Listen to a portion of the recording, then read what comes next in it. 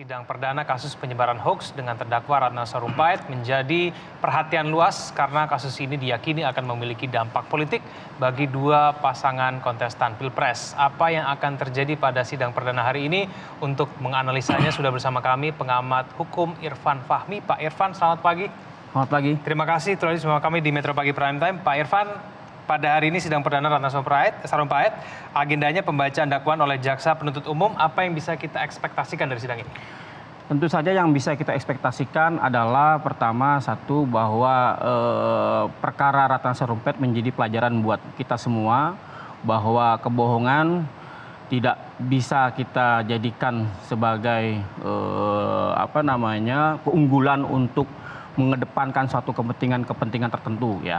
Yang kedua tentu saja dalam perkara ini yang pembacaan dakwaan tentu saja ada informasi-informasi yang menarik ya, informasi-informasi baru bisa saja itu menjadi agak sedikit heboh barangkali karena informasi-informasi ini mungkin masih ditahan-tahan oleh pihak penegak hukum, nantinya baru dikeluarkan pada saat dakwaan. Ada informasi yang ditahan oleh kemungkinan berkaitan dengan nama-nama yang akan terlibat, bagaimana runtutan perbuatan terdakwa melakukan tindak pidana seperti apa, itu tentu akan terungkap pada saat pembacaan dakwaan. Yang menguatkan dugaan bahwa jangan-jangan nanti ada beberapa nama yang kemudian turut disebut oleh jaksa penuntut umum itu apa, Pak Irfan? Nama-nama itu terkait misalnya apakah peranannya, peranannya apakah dia yang turut membantu, barangkali turut mempengaruhi, dia melakukan menyuruh barangkali. Itu nama-nama itu akan terkait seperti itu.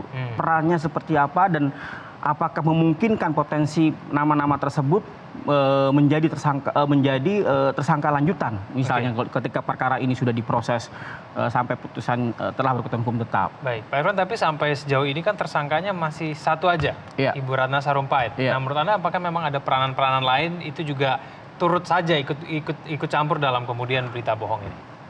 Mungkin saja ketika misalnya begini ya. Sebagaimana sudah menjadi pengetahuan umum bahwa misalnya terdakwanya mengatakan bahwa kebohongan itu dilakukan demi untuk menyembunyikan fakta operasi kepada keluarganya kan begitu. Kalau ternyata penyidik melakukan suatu penyidikan dan dalam penyidikan itu bahwa alasan itu ternyata tidak dibantahkan oleh penyidik dengan satu fakta lain barangkali. Nah, fakta tersebut kemudian memunculkan nama-nama baru. Nah, ini menjadi menarik. Oke, baik. Pak Irfan, kalau kita cermati dengan tuntutan ataupun pasal yang dikenakan terhadap Ratna Sarumpait ini adalah pasal 14 Undang-Undang Nomor 1 Tahun 1946, Undang-Undang ITE dengan dugaan tindak pidana ujaran kebohongan melalui media massa. Nah, ini kan kalau sebetulnya kita cermati sebetulnya Ibu Ratna ini berbohong. Tapi pada saat penyebarannya di media massa kan dilakukan bersama-sama. Ada konferensi pers di situ. Nah, bukankah ini berarti bisa menguatkan bahwa sebetulnya memang yang melakukan penyebaran ke media massa ini bukan hanya Ratna Sarumpait? Ya, bahwa fakta di masyarakat seperti itu iya. Tapi bagaimana konstruksi hukumnya nanti ahli yang akan menjelaskan. Karena pasti dalam perkara ini akan menghadirkan ahli. Terutama misalnya pasal 14 bahwa perbuatan itu perbuatan menyiarkan berita bohong ya. Yang tentu saja berita kebohongan itu harus menimbulkan adanya keonaran di tengah-tengah masyarakat. Nah, bagaimana bentuk keonaran tersebut di tengah masyarakat tentu ahli pidana yang akan menyebutkan, akan menerangkan bagaimana bentuknya begitu. Nah, terkait misalnya kalau misalnya perbuatan-perbuatan ada orang-orang di luar terdakwa misalnya membantu turut menyiarkan lain sebagainya, itu saya kira akan muncul pada keterangan-keterangan ahli bagaimana kedudukan mereka itu. Baik, Pak Irfan, kita akan lanjutkan lagi dulu kita di segmen selanjutnya. Pemirsa jangan kemana-mana, Metro Pagi Prime Time akan segera kembali.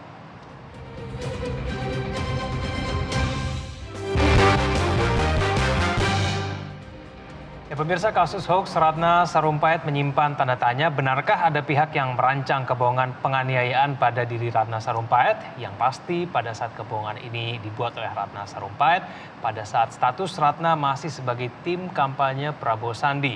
Nah, benarkah Prabowo seperti menepuk air di dulang pada saat kebohongan Ratna akhirnya terbongkar? Sangat kecewa bahwa telah terjadi suatu aksi kekerasan, suatu penganiayaan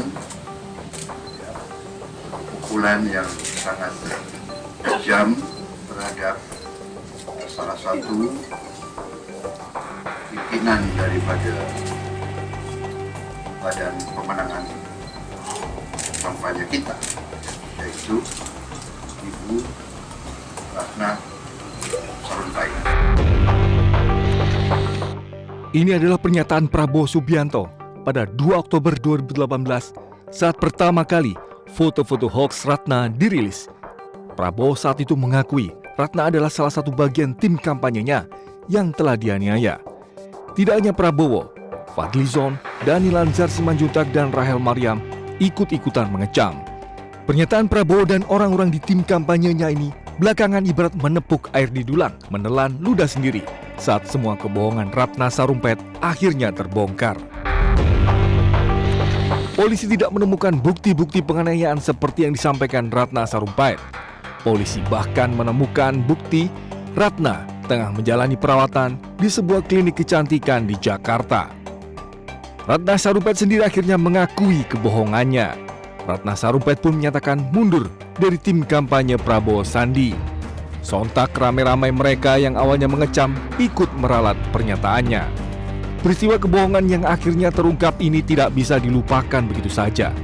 Kasus Ratna Sarumpait menjadi pelajaran yang penting bagi bangsa ini agar jangan menggunakan cara-cara licik dan kebohongan demi mendapatkan simpati publik. Tim Liputan Metro TV.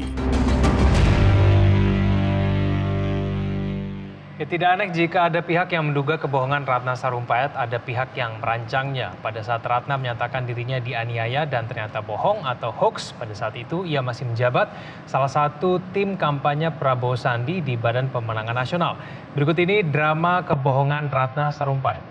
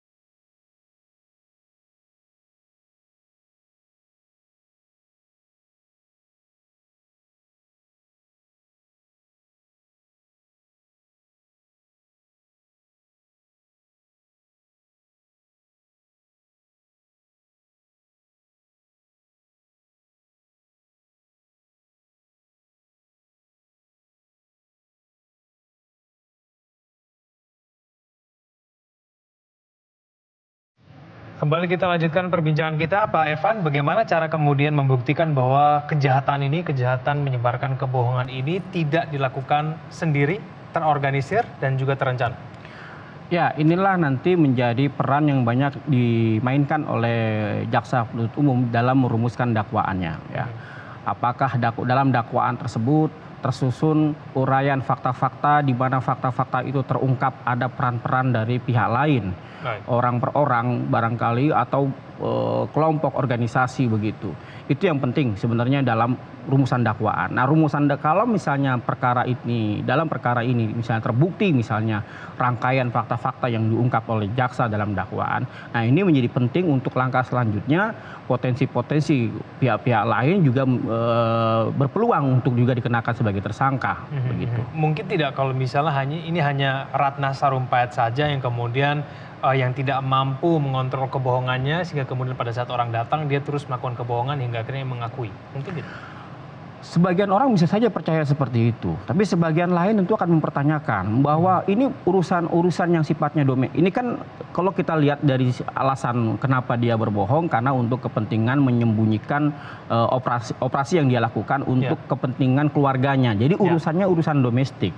Kalau dia tahu ini hanya untuk konsumsi kebohongannya untuk urusan domestiknya, tapi ketika ada orang luar dari keluarga masuk, apalagi orang luar ini adalah teman-teman satu satu kelompok aspirasi politiknya yang kalau dia yang kemudian bertanya kepada dia apakah benar ada seperti ini. Kalau dia kemudian mengiyakan ya artinya memang orang nggak mudah percaya apa iya dia sebisa itu mengiyakan. Iya benar saya begini saya ini kejadian saya alami seperti ini. Karena kalau misalnya dia bisa menggunakan